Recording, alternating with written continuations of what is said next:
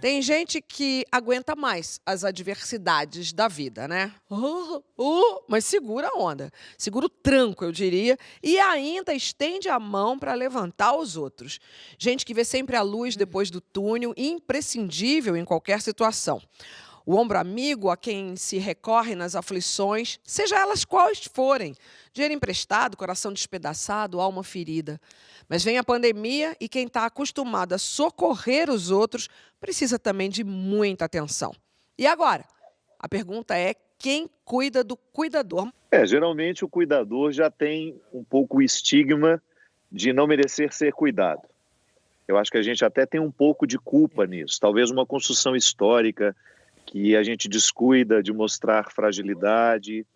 Isso é muito presente nas pessoas que, no interior, a gente chama isso de arrimo de família, né?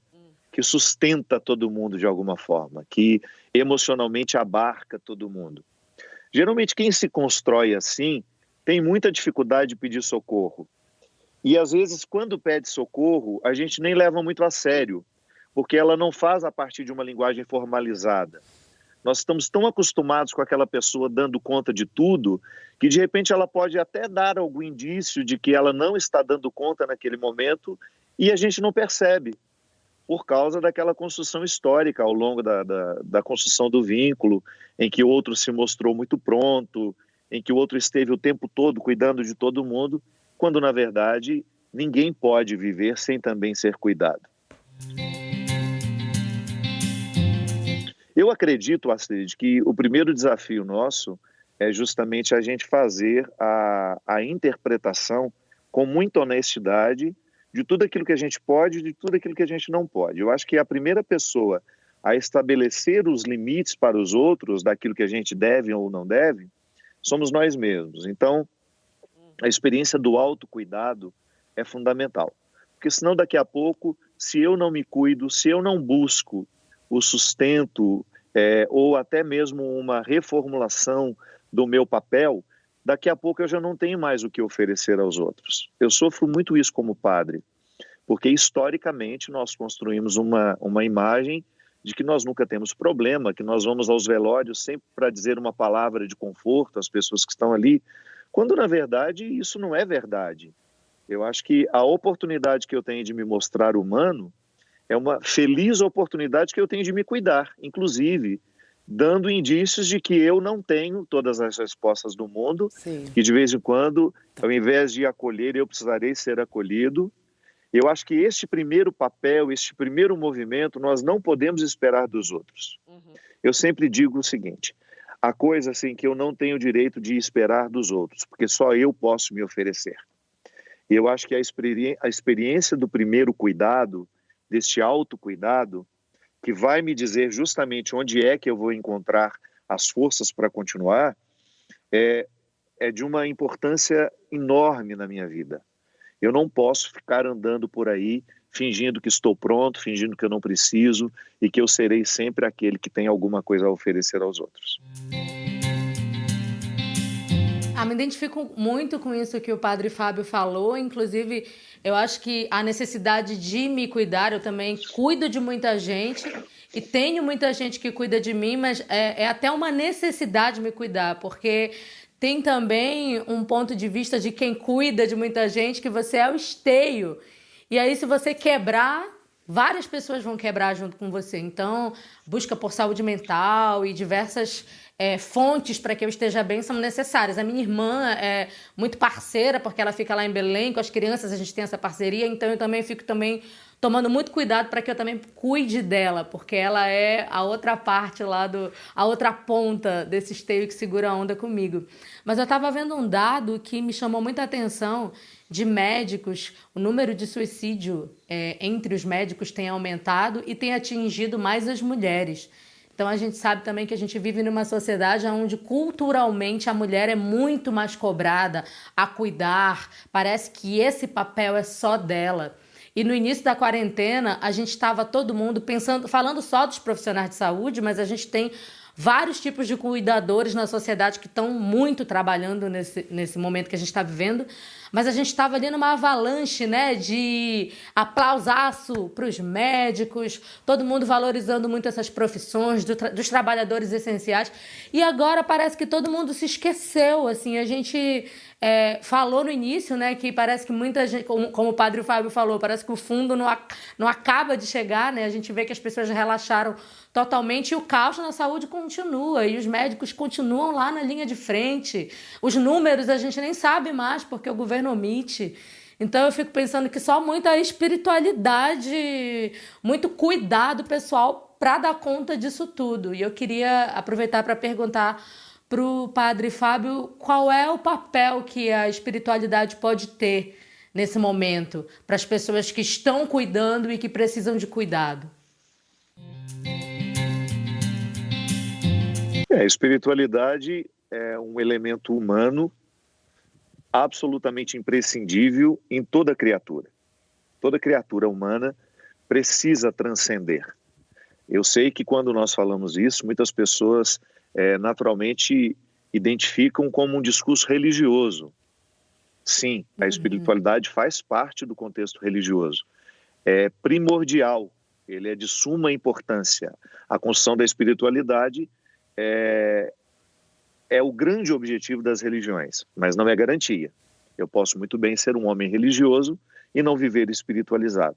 Nós precisamos abranger o conceito de espiritualidade como toda e qualquer experiência humana que nos retire da realidade, nos renove e depois nos devolva a ela. Que também não podemos pensar em espiritualidade como um processo de alienação das questões humanas.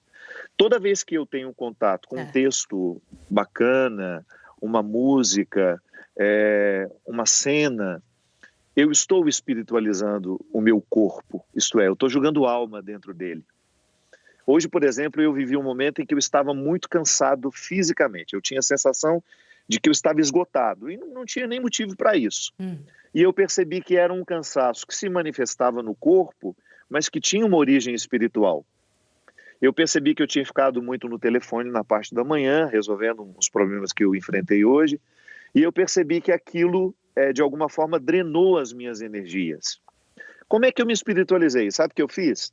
Tirei o meu calçado, fui para o jardim e fiquei um tempinho com os cachorrinhos. Fiquei lá, longe do celular, e percebi que aquele momento em que eu quebrei o meu cotidiano, em que eu quebrei aquilo que de alguma forma estava drenando as minhas energias, teve um efeito muito, muito positivo sobre mim. É uma experiência espiritual.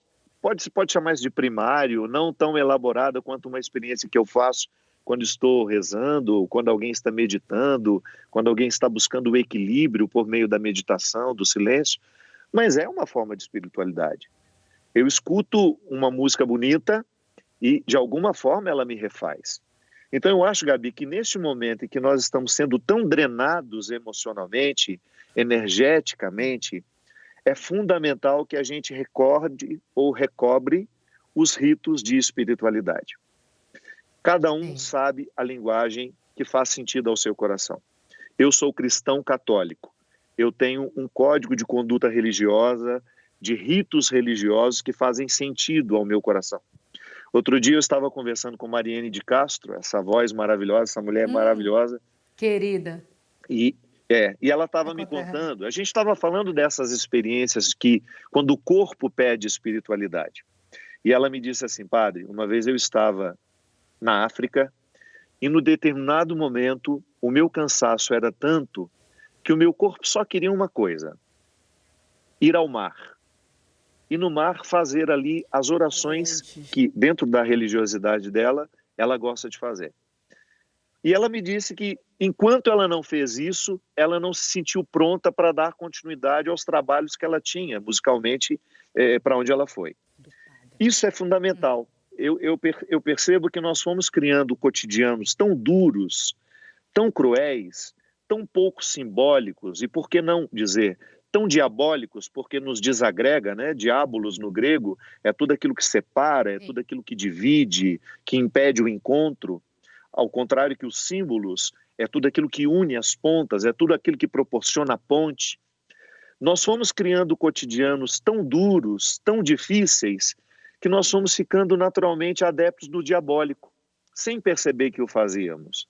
E, de repente, esse período agora, em que nós não temos muitos os disfarces que a gente usa no dia a dia, em que nós estamos todos tão nus, todos tão desprotegidos de nós mesmos, você não tem nem a tinta do cabelo, você não tem nem a mulher que corta o seu cabelo, você está cada vez mais desassessorado. Nós nunca estivemos tão próximos de construir as nossas soluções. Nós estamos nos virando como podemos. Então, eu acredito que este momento, esse movimento, fez com que a gente pudesse ter um reencontro com os rituais do descanso, com os rituais que nos espiritualizam. Pode ser que você já tinha o hábito de ouvir música, mas eu não tenho dúvida que ouvir música durante a pandemia tornou-se um ato religioso. Nós nunca sentimos tanta necessidade da arte, o que eu acho que é até uma ironia. Se há alguns meses nós vivíamos um certo descaso com os artistas, hoje são eles que nos anestesiam, são eles que nos ajudam a ficar em casa, são eles que nos ajudam a suportar o peso do momento. Eu tenho certeza que 80% das pessoas que nos assistem agora tiveram a ocupação, boa parte da sua ocupação foi vendo séries, foi vendo filmes, foi vendo alguma coisa que pudesse entrar pelos olhos, penetrar o coração, perpassar o espírito. Nós estamos falando disso. Eu acho que nós nunca estivemos tão necessitados de fazer as pazes com os rituais de espiritualidade, que pode ser a linguagem de cada um. Acho que você falou o tempo todo em conexão, né? É a conexão com o universo, a conexão com a arte, que deixa a gente num estado de espiritualidade elevado. A cabeça já está aqui a milhão. Nossa, pensando muito nisso que vocês estão falando, me veio um possível haikai, que é: mas quem não está bem, não cuida de ninguém, né? Se você não está bem, você não cuida de ninguém. Uma rima espontânea que veio aqui baseado nisso que vocês estão pensando. E aí fiquei pensando também sobre essa coisa do cuidado com o outro. A gente já falou aqui sobre essa coisa das mulheres ocuparem muito esse papel. E acho que a gente chegou numa espécie de consenso de que isso é cultural, né? A gente observa que é uma coisa cultural.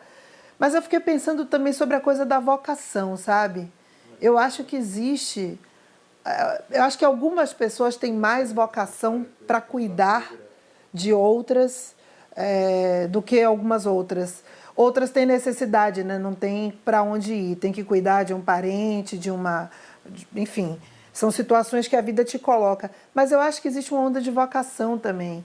E eu acho que também cada um cuida como pode. Cuidar é uma palavra que é tão ampla, né, padre? A gente pode...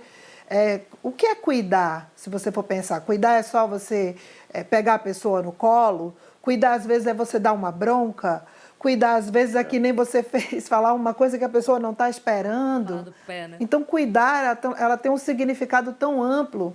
E eu ia perguntar isso para você, assim, você pensa que cuidar é, de fato, uma vocação? Olha, eu compreendo que o cuidado é um atributo humano que nós podemos desenvolver. Eu acho que a gente pode aprender. Quando nós nascemos fortemente marcados pelas forças do indivíduo. Nada em nós pode ser dividido. É um crime você exigir que uma criança se divida no momento em que ela ainda não pode. Mas a partir do momento que a gente vai amadurecendo, nós vamos sendo educados para a divisão. Claro que algumas pessoas ainda não aprenderam isso. Por isso são péssimos maridos, são péssimas esposas, péssimos filhos, péssimos humanos. Porque o aprendizado com o cuidado, ele vai perpassar toda a nossa experiência. Você precisa ser cuidado quando você nasce. A experiência de você ser cuidado nos primeiros anos de vida é radical. Se alguém negligencia os cuidados, você nem sobrevive. Então, quando eu olho para você, Pete, eu vejo o fruto de uma pessoa que foi escolhida. Alguém escolheu cuidar de você. Alguém fez a escolha de socorrer a sua indigência. Eu sempre me faço essa pergunta: Quando é que na minha vida eu fui capaz de buscar a água da minha sede? Quando foi a primeira vez que eu não precisei de um intermediário? Essa independência a gente não sabe nem dizer quando foi. Então, o tempo todo alguém percebeu que a gente tinha sede, percebeu que a gente tinha frio, percebeu que a gente tinha fome, que a gente tinha dor. Agora, a partir do momento que a gente vai sendo educado para cuidar, você vai percebendo e fazendo pelos outros aquilo que um dia fizeram por você. Por isso que é uma experiência cíclica. Eu acho lindo quando, num determinado momento da vida, o tempo, a história, lhe dá o direito de cuidar de quem cuidou de você. Eu acho que isso deveria ser tão natural em nós, o amor aos nossos idosos, às pessoas que de alguma forma se comprometeram com a nossa indigência, as pessoas que não nos julgaram fora, as pessoas que ficaram atentas aos nossos sinais, né? Então eu acho que o cuidado é uma experiência de estar atento aos sinais.